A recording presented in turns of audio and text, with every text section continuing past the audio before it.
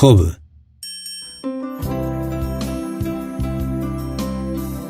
En términos contemporáneos, podríamos decir que Job es el participante forzoso de un estudio experimental para satisfacer la curiosidad de Satanás. Porque Satanás dice: ¿maldecirá Job a su creador si le aplicamos suficiente presión? Job pierde de forma trágica a sus 10 hijos, sus criados, sus animales de carga, sus rebaños y sus casas. En una segunda fase, Satanás le transmite una llaga maligna que le afecta todo el cuerpo. Su esposa y sus mejores amigos se vuelven contra él. Sin embargo, ante tanta prueba, Job no pecó ni atribuyó a Dios despropósito alguno. Así lo registra la Biblia en el propio libro que se titula Job. A pesar de su fidelidad, Job le tocó sufrir. Y él mismo dice: como el siervo suspira por la sombra, o como el jornalero espera el salario de su trabajo, así yo he recibido meses de desengaño y noches de sufrimiento me tocaron en suerte. Este versículo denota un dolor profundo y persistente. Meses de desengaño y noches de sufrimiento. Uno de los pasajes más duros es su deseo de muerte. ¿Quién me concediera que se cumpliese mi petición, que Dios me otorgara lo que anhelo, que agradara a Dios destruirme, que soltara su mano y acabara conmigo? La vida de Job nos enseña una lección fundamental para comprender los sinsentidos de la vida.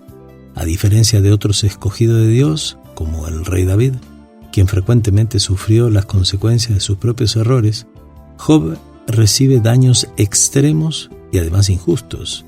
Es cierto que como ser humano Job había errado en algo, pero las características predominantes eran su bondad, su fidelidad y su obediencia a Dios. ¿Por qué Job tuvo que sufrir en forma injusta? Es una pregunta muy difícil de responder. He conocido personas que, siendo fieles a Dios, han recibido desgracias desproporcionadas.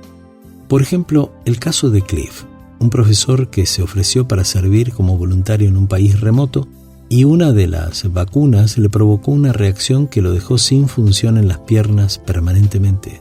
Se puede pensar también en otra persona, Pedro, un pastor con muchos dones, quien sufrió cáncer de pulmón sin haber fumado en su vida.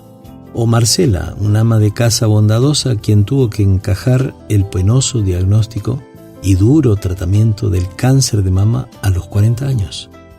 Muchas veces se preguntaron ¿por qué?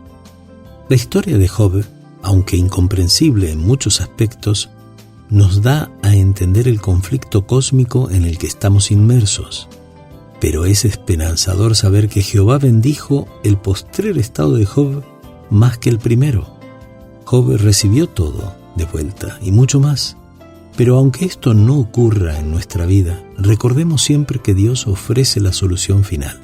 Mirad a mí y sed salvos. Pruébalo.